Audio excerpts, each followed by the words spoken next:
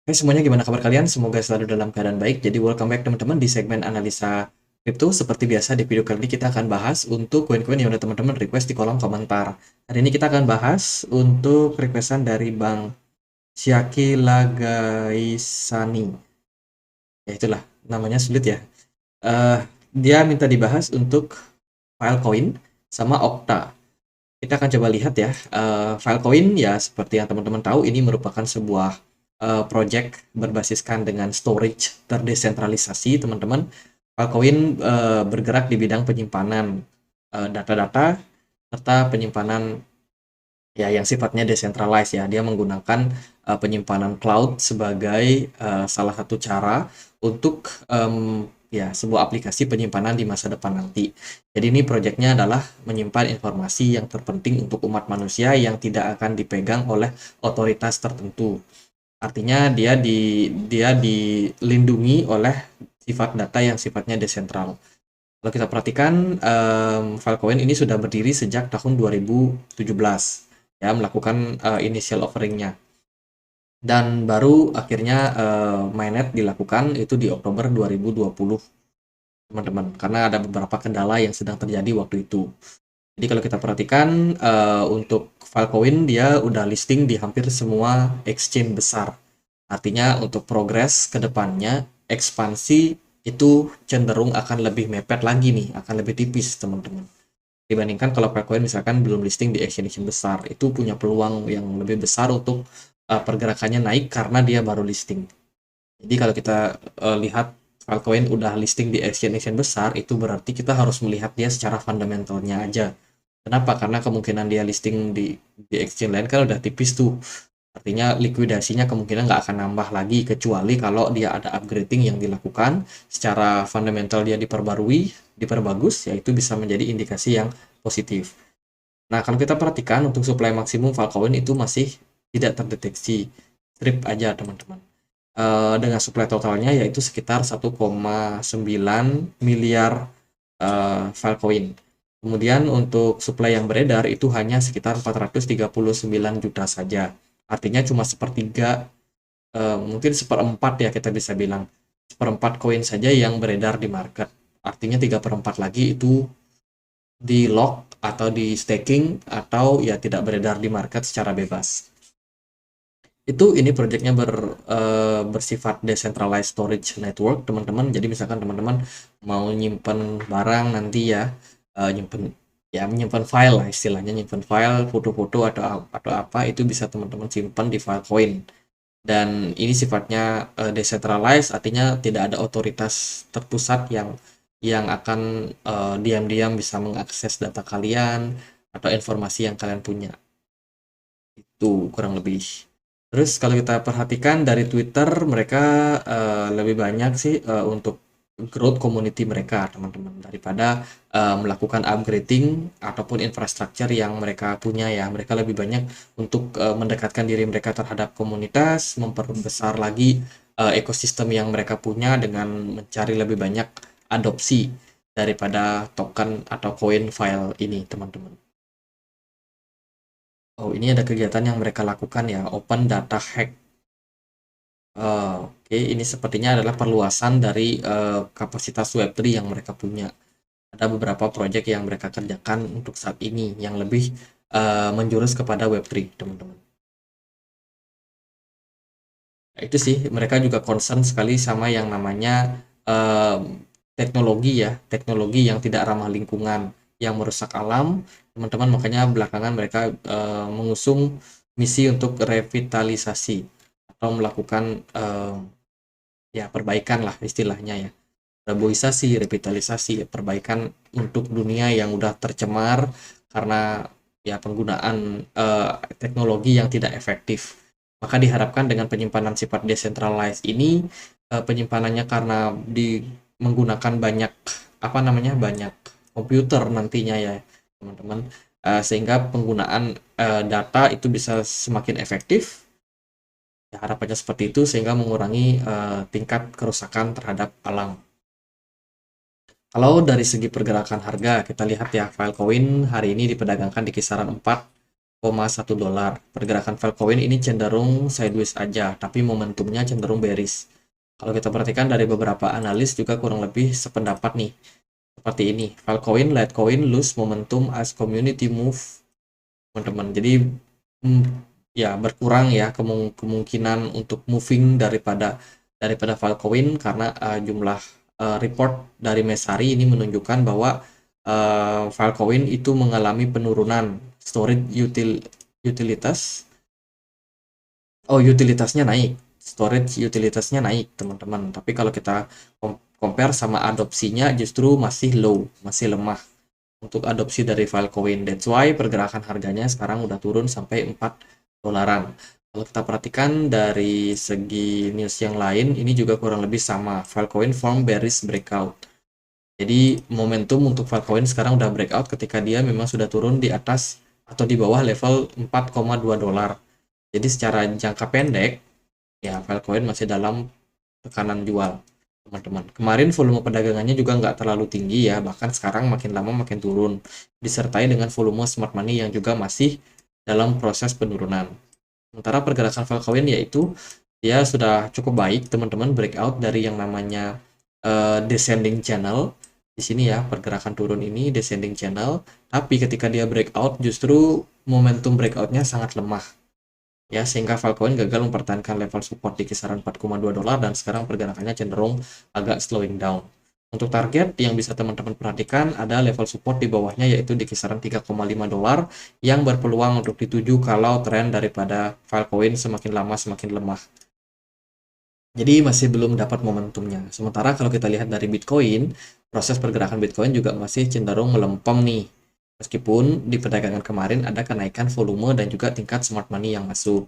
BTC dominance juga masih cukup tinggi, sehingga ya mungkin buat altcoin rata-rata pada tertekan. Itu untuk Filecoin. Nah, sekarang kita moving ke Okta.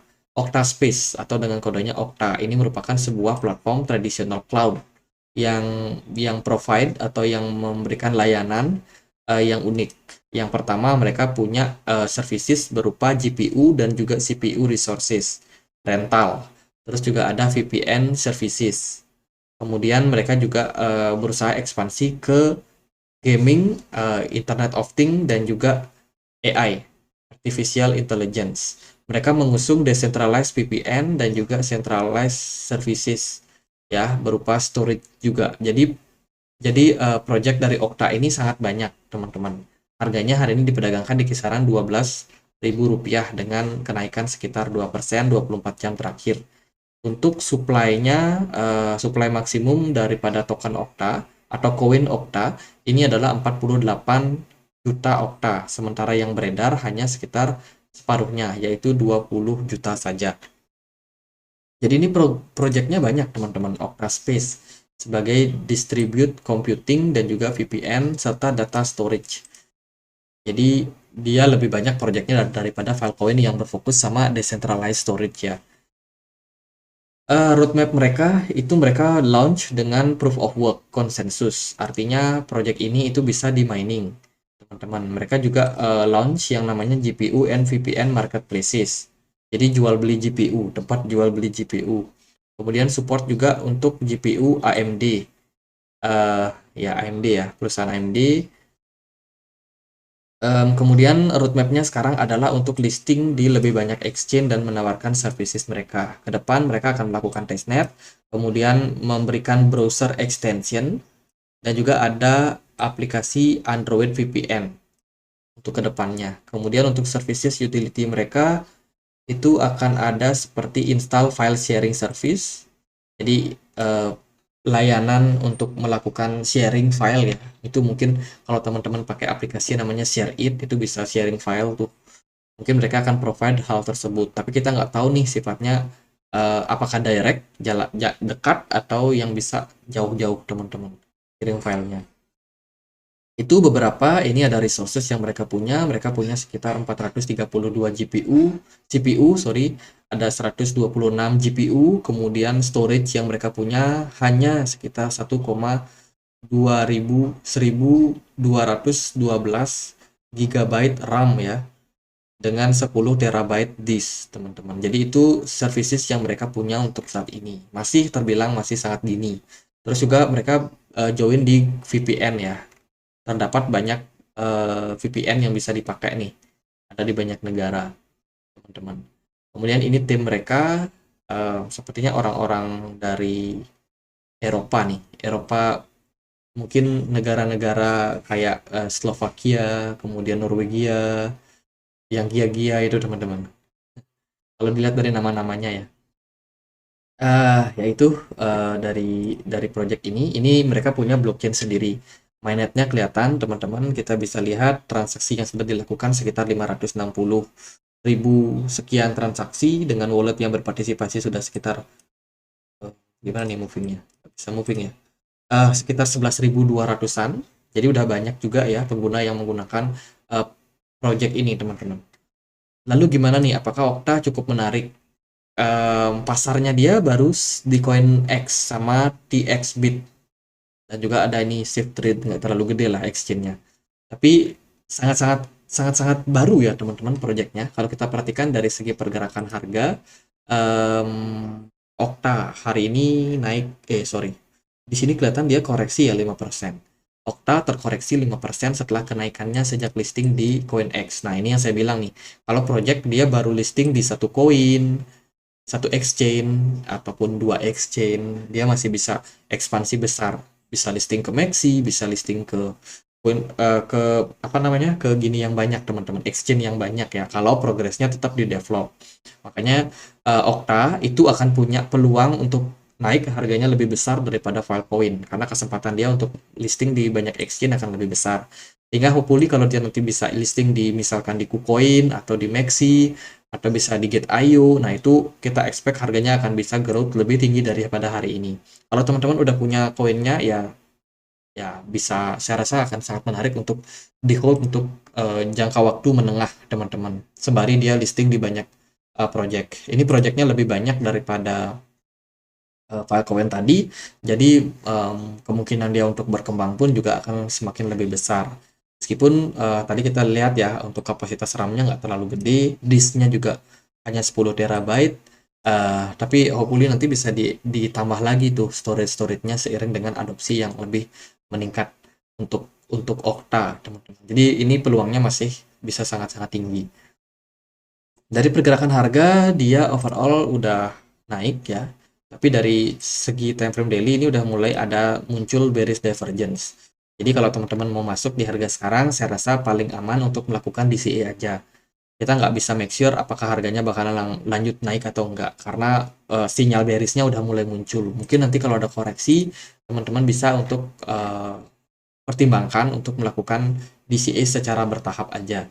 Itu sih saya rasa buat Okta ya, dia masih baru listing dan juga belum terlalu banyak chart yang kita bisa analisa teman-teman, tapi level-level yang bisa teman-teman perhatikan adalah ada level support di kisaran 0,57 dolar sebagai level pondasi sementara. Let's say kalau nanti ada koreksi harga ya, kita expect akan ada pantulan lagi teman-teman untuk penguatan ya. Tapi itu yang bisa teman-teman perhatikan, 0,58, 0,57, 0,58 itu berpotensi menjadi level support. Kemudian di apa namanya, dalam pergerakan berikutnya ya tentunya kita butuh untuk melihat apakah dia ada korelasi sama Bitcoin atau enggak. Karena ini chartnya masih baru, saya rasa Okta masih akan sangat berpeluang untuk naik kalau dia bisa listing di banyak exchange. Jadi sih kita nggak tahu pasti nih apakah Okta akan listing di exchange mana, kita nggak tahu, teman-teman. Eh, tapi ya itu merupakan potensi yang bisa teman-teman perhatikan. Nah, Okta ini aku cek di Twitter ya, nggak rame teman-teman. Followernya dia cuma sekitar 9.900. Tapi engagement daripada project ini tuh gede banget. Ya, orang-orang yang mantau project ini tuh banyak banget. Sampai viewersnya itu 14.000, 13.000. Di sini saya melihat kayak gini teman-teman. Okta ini mungkin followernya nggak banyak ya. Tapi yang mantau project ini banyak. Artinya apa teman-teman? Artinya kemungkinan apa yang teman-teman lihat di project-project lain yang punya followers banyak, tapi viewersnya kecil, itu adalah produk-produk koin yang pada awalnya mengasih airdrop. Jadi kalau teman-teman ikut airdrop kan teman-teman tahu ya, teman-teman disuruh follow tuh Twitternya, follow Telegramnya, retweet dan lain sebagainya, nanti teman-teman akan diberikan giveaway berupa token gratis. Okta ini saya tidak melihat demikian. Eh, Peningkatan jumlah pengikutnya dia itu sangat-sangat lambat. Dia join di September nih 2022. Tapi dari segi viewersnya dia itu banyak. Followersnya dia dikit, viewersnya banyak. Menarik ya. Artinya apa? Artinya mereka mungkin nggak ngasih giveaway token ke market, mungkin ya. Saya nggak ngikutin soalnya dari awal. Kalau kalau dia ngasih giveaway, teman-teman tolong bantu komen di kolom section, teman-teman. Tapi yang saya lihat adalah itu. Jadi pertumbuhan ini secara organik, ya, secara alami lah istilahnya. Secara alami mereka tidak di endorse apalagi beli followers, tapi viewers mereka bisa tinggi. Ini adalah project-project yang akan mereka bangun. Mereka ada AMA nih sama perusahaan bernama Tempura, join sama Axie Infinity juga teman-teman untuk membangun dunia metaverse-nya. Karena dia berbasiskan dengan project berbasiskan dengan apa tadi GPU, CPU itu tentunya berhubungan sama yang namanya desain grafis, kemudian kecepatan transaksi, ya kan? Jadi mungkin Okta bisa join juga di komunitas-komunitas gaming juga nih untuk mengembangkan project-projectnya. Jadi menurut saya Okta masih sangat-sangat punya peluang untuk grow, setidaknya jangka pendek atau jangka menengah, teman-teman. Jadi itu yang bisa teman-teman pertimbangkan. Sekian aja buat analisa kali ini. Semoga videonya bisa bermanfaat. Dan kalau ada pertanyaan lain, ada kurang lain buat dibahas, boleh teman-teman langsung tulis di kolom komentar. Itu aja teman-teman. Akhir kata saya Andre. Makasih.